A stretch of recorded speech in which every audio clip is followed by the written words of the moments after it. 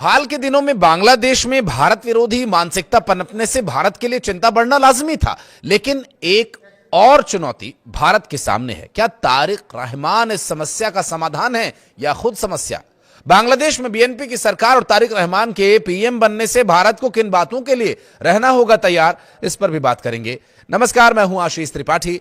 बांग्लादेश में आम चुनावों में अपनी पार्टी बीएनपी को शानदार जीत दिलाने के बाद तारिक रहमान देश के अगले प्रधानमंत्री बन चुके हैं और तारिक रहमान के साथ उनकी कैबिनेट के 13वें आम चुनाव में जीत हासिल करने वाले सभी सांसद शपथ ले रहे हैं। तारिक रहमान के शपथ समारोह में भारत की तरफ से प्रतिनिधित्व करने के लिए लोकसभा अध्यक्ष ओम बिरला पहुंचे हुए हैं। सूत्रों के अनुसार विदेश सचिव विक्रम मिस्री और लोकसभा के महासचिव उत्पल कुमार सिंह भी ओम बिरला के साथ वहां पर पहुंचे हैं। 12 फरवरी को हुए 13वें आम चुनाव के नतीजों ने यह साफ कर दिया कि देश की चुनावी राजनीति में इस्लामिक ताकतों का कद अब तक के सबसे ऊंचे स्तर पर है। निर्वाचन आयोग के आंकड़ों के मुताबिक इस चुनाव में 11 इस्लामिक दलों ने कुल 607 उम्मीदवार मैदान में उतारे थे। नतीजों के विश्लेषण से पता यह चलता है कि इन मजहबी दलों ने कुल 72 सीटों पर कब्जा किया। इसमें अकेले जमाते इस्लामी ने 68 सीटें जीती और सबको चौंका दिया। बांग्लादेश में हुए इन चुनावों के बाद जैसे नतीजे आए हैं, उससे साफ है कि वहां सत्ता और सियासत का एक नया अध्याय शुरू होने जा रहा है। खासतौर पर इसलिए भी क्योंकि यहां बीएनपी यानी बांग्लादेश नेशनलिस्ट पार्टी को 209 सीटें अकेले ही मिल गई हैं। जमाते इस्लामी और उसके सहयोगियों को 77 सीटें मिली, जबकि साल 2024 में बांग्लादेश में हुई व्यापक उथल पुथल के दौरान छात्र आंदोलनों से निकली एनसीपी यानी नेशनल सिटीजन्स पार्टी को सिर्फ 6 सीटें मिली हैं। शेख हसीना के नेतृत्व वाली अवामी लीग ने चुनाव में हिस्सा ही नहीं लिया था। अब संभावना यह है कि पूर्व प्रधानमंत्री खालिदा जिया के बेटे और बीएनपी के अध्यक्ष तारिक रहमान के हाथों में देश की कमान है।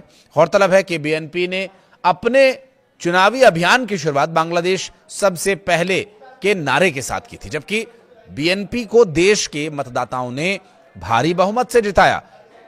तो उसके बाद यह देखने वाली बात है कि नई सरकार अंतर्राष्ट्रीय कूटनीतिक मोर्चे पर इस नारे को किस हद तक केंद्र में रख पाती है। खासतौर पर चाइना जिस तरह से बांग्लादेश में दीर्घकालिक हित के मद्देनजर लंबी अवधि के लिए भारी निवेश करता रहा, उसमें नई सरकार के लिए अपने देश के हित के सवालों पर सबसे पहले की जो नीति सुनिश्चित करने के संवेदनशील फैसले होंगे वो किस तरह से होते हैं।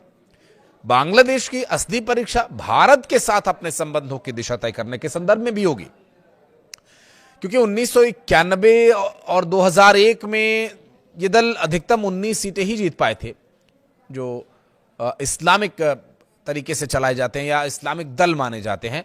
ऐसे में वोट प्रतिशत के मामले में इस्लामिक दलों ने इस बार 38% का आंकड़ा भी पार कर लिया। अकेले जमात ने ही करीब 31% वोट हासिल किए हैं, जिसमें साल 1991 के बाद से किसी भी चुनाव में यह आंकड़ा कभी 15% से ऊपर गया ही नहीं था। इन चुनावों में राष्ट्रवादी और अपेक्षाकृत उदार समझे जाने वाले दल बीएनपी करीब 49.97% वोट लेकर के सबसे बड़ी पार्टी बनकर उभरे हैं। देखिए, बांग्लादेश में मौजूदा राजनीतिक हालात के मद्देनजर बीएनपी की मजबूत सरकार फिलहाल भारत के लिए सबसे व्यावहारिक रणनीतिक विकल्प है। उनका मानना यह है कि यही सोच दिल्ली के रुख में बदलाव का आधार बनी। कई लोग यह अनुमान भी लगा रहे हैं कि ताजा गर्मजोशी की वजह से तारिक रहमान के नेतृत्व वाली सरकार के द्विपक्षीय संबंधों के बारे में दिए गए विशेष आश्वासन भी हैं।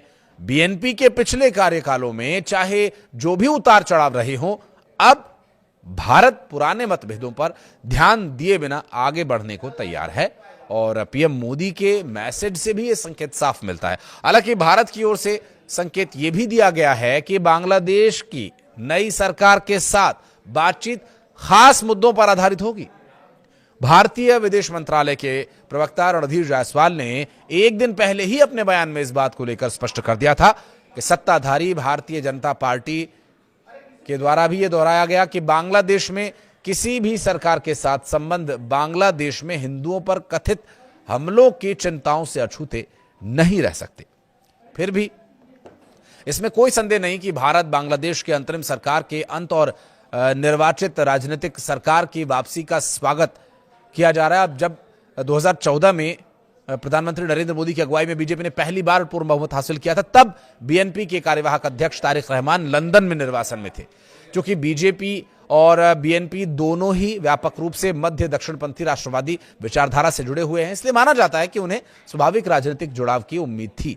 इंडियन नेशनल कांग्रेस ऐतिहासिक रूप से आवामी लीग के करीबी रही है और इससे सत्ता से जाने के बाद ये उम्मीद स्वाभाविक ही महसूस हुई। नई सरकार के साथ संबंध सुधारने के प्रयास भी हुए और अब गेंद भारत के पाले में है।